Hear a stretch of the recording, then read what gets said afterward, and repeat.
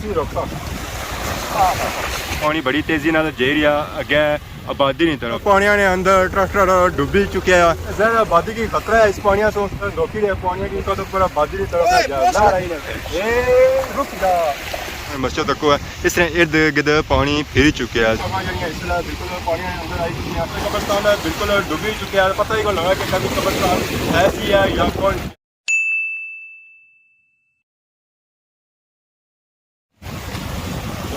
जी हमारे दोस्तों अस्सलाम वालेकुम करना साथ ठीक ठाक सो खुश बात ताला ने हिफ्ज़ ईमान के सो मैं राशिद शबीर सो तकीर यूट्यूब चैनल और फेसबुक पेज राशिद शबीर आज सोनी खिदमत जैसा एक और नई वीडियो के साथ हो जी आज असा मौजूद है जी अपने समुंदर पर ये जो समुंदर है ना जी वो मंगला डैम है सारा जहर असा कि जो समुंदर पे ना वो मंगला डैम ही है ताज तक जी माहौल तक फुल सा जो माहौल नजर आई रहा जी और हवा नजर आई रहा पानी मारी है शनाटे तो शनाटे की मारी है इतना चली बड़ी तेज हवा तो हमारे दो में पानी जो जा रहा जी अगे जा रहा एक उधर जा रहा है जा रहा आबादी की साइड जहर आबादी जो दूर है उधर पहुंचे किसी टाइम लगती तो आबादी से पता है कि इलाके क्या लग रहे हैं जिस रैपर भी है जी थरपाल भी है जी समरोटा भी है मैना छपरा बहुत अच्छे वाले इलाके सही पता है जी ना देनी जी चली रहा सीजन बारिशा इतनी हुई कि इतना बनी गई सैलाब की सूरत हाल काफ़ी इलाके जो सैलाब भी होया तो उन्होंने जरा जो डैम भरनगे सो उन्होंने खोली दरवाजे खोले तो काफ़ी तादाद जो पानी आया जी मुख्तलिफ इलाकों में जिला उन्होंने रेंज लगनी चाहिए जो सारे इलाके जो पानी है ना वो बड़ी तेजी अगर जा रहा बादल की तरफ इस तरह के इलाके है सर डैम एरिया जो और तकरीबन सारे डूबी गए बाकी अज असा जो मंगला डैम बनाया वो इस वजह से आया कि असा कि चेक करा जी मंगला डैम जो ताजी सूरत हाल क्या चली रही चेक करा इस वेले केड़ियां चीज़ां जेहड़ियां है पानी ने अंदर आई केड़ियां चीज़ां पानी से बाहर और कितने दिहाड़ियां तक पानी जो फुल लेवल तक पहुंची जाती है जी हमारे दोस्तों असा कि नजर आई रहा जी पानी ये जो पानी है ना जी मंगला डैम ना पानी असा तक सकने पानी बड़ी तेजी नाल जा रहा अगे आबादी नहीं तरफ तो आबादी है जी रैपड़ नहीं थरपाल नहीं समलोठा नहीं मोड़ा कन्याल ने और मेरा छपरा नहीं पास से नजर आई रही जी मस्जिद तो मस्जिद भी इस वेले इस मंगला डैम ने पानी ने अंदर आई चुका जी हमारे दोस्तों साहब पानी के अंदर आई गए जहर आबादी की खतरा है इस पानी से उड़ा ही रहे पानी ने अंदर रोकी रहे पानी की लहर जा रही है इन्हें की रोका तो पूरा बादी की तरफ रुक जा एक है जी पानी में रोक रहा हूँ फिर निकले जाना बड़ी लहर है इसी रोका नहीं रुक रहा फिर पानी निकले सारा पानी है जी माया है जो पिघलिया चीज़ ज़रा कह जैसे सब ठोस चीज़ें रोकी सकें इस तरह चीज़ें ऐसा ना रोकी सकें क्या सही लाल की जाती पर जो है ना इसी ना रोकी सकें असा तकी सकने पानी ने अंदर ट्रैक्टर डूबी चुके हैं ये बड़ी कोशिश करी रही सी कढ़ने वास्ते उस्ताद जी क्या होया खैरियत तेरा नवाली रहे हो क्या हाँ मैं समझा ज़्यादा गर्म हो गया उसी ठंडा करी रहे हो बाकी डूबिया तो नहीं ना बया है आने शराबी रेला ही मैं समझा कि डूबी गया उसी सही है तो बाकी सारे नाल पापा और भी मौजूद है तो अस्सलाम वालेकुम क्या हाल है ठीक हो तो क्या करी रहे हो डॉक्टर कढ़ाने से आए हो क्या वजह सही बाड़ी लेन गया ज़रा माली चिकन शिकन होया उसी उस माली चिकन शिकन लाई रहे हो मंगला डैम ने किनारे वाकया असेंगी नजर आई उसी जी कलरी मस्जिद अस पिछले दिहाड़ी च आए सा एक कलरी मस्जिद उस वेले बाहर से उसने कब्रिस्तान तक पानी पहुंचा जिस वेले असें मस्जिद तक है इस तरह इर्द गिर्द पानी फिर चुके हैं जहर पानी बड़ी तेजी नाल चढ़ी असें पता है सैलाबी सूरत हाल पाकिस्तान नहीं चली रही है जहर जो पानी छना फिर अगे इलाके च छना तक तक है मस्जिद इस वेले पानी ने अंदर है इसने इर्द गिर्द पानी फिर चुका तो और कुछ दिहाड़ी जी है ना मस्जिद पानी ने अंदर है जैसे बाकी सो आवाम तक कोई आवाम आई है इस मस्जिद की आखिरी बारी तकने वास्ते जहर इस बाद फिर इन्हें तकने वास्ते नहीं लभी काफ़ी दूरों दूरों आवाम आई है इस मस्जिद की तकने वास्ते इस नाल कब्रिस्तान से पिछले दिन सो चक रहा है कब्रिस्तान उस वेले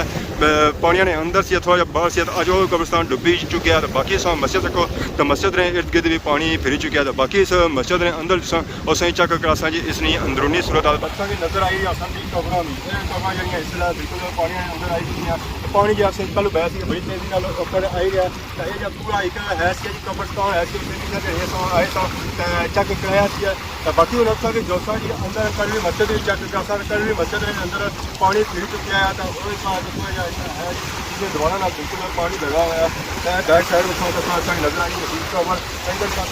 नजर आई है और असा ए दफ़ा मस्जिद के अंदर आई चुके हैं अंदरूनी सा अगर मस्जिद चेक करो तो मस्जिद अंदरू बिल्कुल सेव है ऐसा तक सेम इसी होना शुरू हो गया जहर पानी इसने अंदर लगी चुका है अंदरूनी जी मस्जिद है इसने अंदर जब पानी नहीं फिर तो बाकी सा तक है तो इधर भी पानी फिर चुका है बाकी इसने सेना भी जो पानी आया वो उत्थे आई है चेक करो पानी इतना पानी फिर गया बाकी उधर से बाहर तक बाहर जिधर से तक है तत्सों की पानी ही नज़र सी और कोई चीज़ नज़र नहीं अच्छा गया ये बारे दोस्तों इस मस्जिद पर अगर मस्जिद जी है अंदरूनी जी मस्जिद है बाहर पाकिस्तान का सही चक्रो पानी फिरो दसा ये चीज़ तक घाटे पे रहे बड़े डाडे पे रहे बाकी ये जो है मेन गेट की एंट्री हो चुकी है तब बाकी जो है